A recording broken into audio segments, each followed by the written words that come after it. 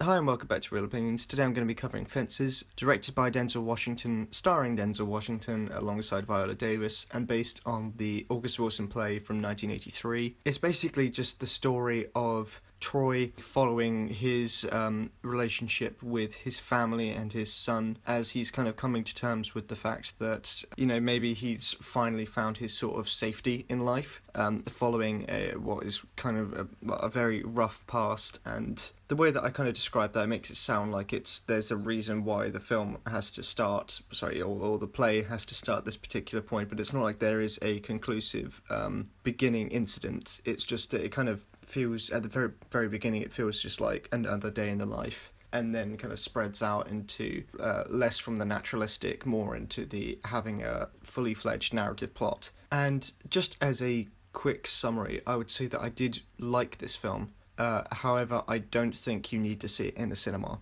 And that reason will become a bit more apparent as I get later on into my points. But I'll start off with the positive, is that I think that, right, acting-wise, everyone is superb across the board. Denzel Washington, I think, is really...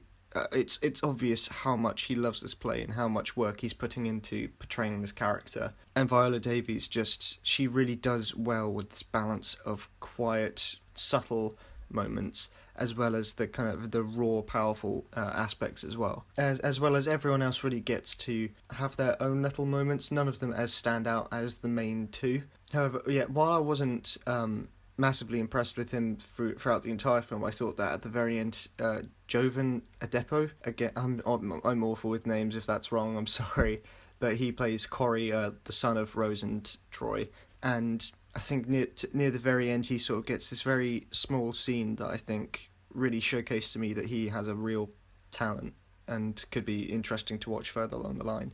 And I think that is the only point where I'm entirely positive on this. I'll just reiterate before I kind of get into the negatives that I did really like watching this film. Not as much as obviously some of the other releases this year, or even ones that I've talked about or seen this week, but I did enjoy it, and it's something that I wouldn't mind watching again in the future. It's just that all of the negatives revolve around one question for me, which is, why did this need to be a film? People talk about it with other media quite a bit. Like, they don't really talk about it much with films. Like, sometimes they'll say, why did this video game need to be a video game? Or why did this album need to be music instead of something else? Or this play, why couldn't it be something else? They don't really talk about it much with cinema, which I find surprising, because I think that this film didn't really need to exist, because it is I have not seen the original play, but just from the way that it's portrayed, you can definitely tell it's word for word. There is not, I would not be surprised if this is word for word the exact script. At every moment where it's not in the home set that this film is based, the kind of backyard where they're making the fence, the kitchen, the rooms and all of that, every moment of that's not there is completely silent, because obviously there's no words written for that bit. It's just cutaways that they've added into the film to add tiny aspects to characters, which I think, for people that might love the play, that's great for them to have these tiny little additional character moments. However, I just felt like those tiny cutaways weren't enough to sustain the fact that this is why this needed to be put to film. The argument that I could put across for that is that seeing this, I would have really, really loved to see Washington and Viola Davis perform this on stage, which they have done in the past. I think it was 2010 is when they did that, and so this is bringing the cast over to the film version. The main reason I could argue that this needed to be a film is that now many, many more people get to see that performance and get to see that telling of the story. So now actually I get the chance to see that performance where I have missed it in the past, and I'm actually quite thankful that I did get to see such a great performance of what I take to be quite a great play.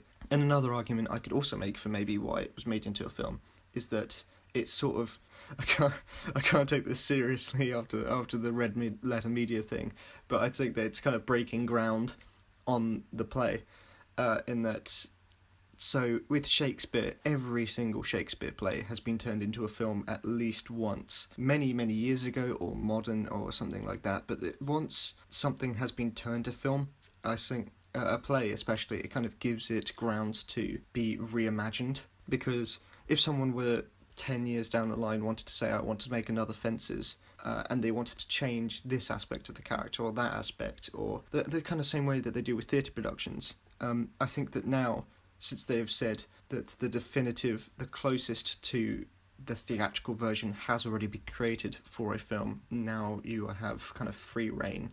And I think that Washington it's clear that he adores this play and lovingly wanted to recreate it, and I think that this probably is the definitive version of the play, just portrayed on screen, word for word as it was sort of originally intended. So I've kind of talked about it mainly positively actually so far, but it is a negative point for me in that I think sometimes when the characters go off into these rambles, I particularly like it actually, but it does just say to me that this is something to be watched in the theatre. They've sort of got these theatrical overreactions which aren't entirely naturalistic, but on a stage when you're watching from far away, that would be enjoyable to watch, and it would make much more sense to be watching it on stage.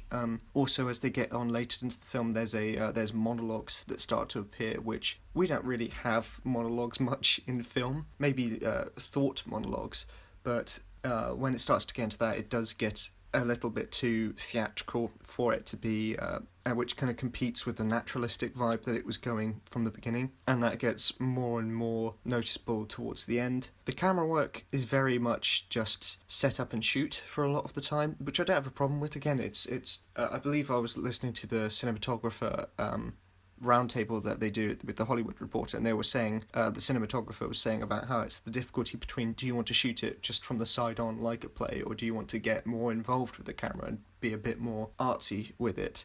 And to be honest, I think the bits where it was just very simple cutting, very simple shots, I think that was the bit where it really helped the film the most. When it started to use the camera for dramatic effect or things like that, I think that was actually where it kind of got a bit too cheesy and a bit too, I don't know, in your face really, as opposed to just letting the characters kind of talk their way through everything. At the beginning I was kind of hoping that they'd use the camera a bit more interestingly, but when it did get into those moments, I actually just wanted it to go back to the way it was with just the coverage, because it's the actors and the story tells itself. You don't necessarily need the camera to be doing a lot of stuff. Again, that just comes back to the fact that I think that this is a play. It doesn't necessarily need to be a film. I think I've covered just about all of my points really. If I suddenly remember something while editing this, I'm sure I'll comment it below. Or and if you've seen it, feel free to discuss any of the points that I've made below. I think a lot of critics are probably going to feel very similar to this. I haven't had the chance to look up any. But yeah, thank you very much for watching Real Opinions. We have reviews of basically all the other Oscar nominees at the moment already up on the channel. You can listen to our podcast, which is also, all of them are here on the channel as well as on iTunes, where you can listen through that. And and if you have any other films that you want us to see, just write them in the comments as well. Great.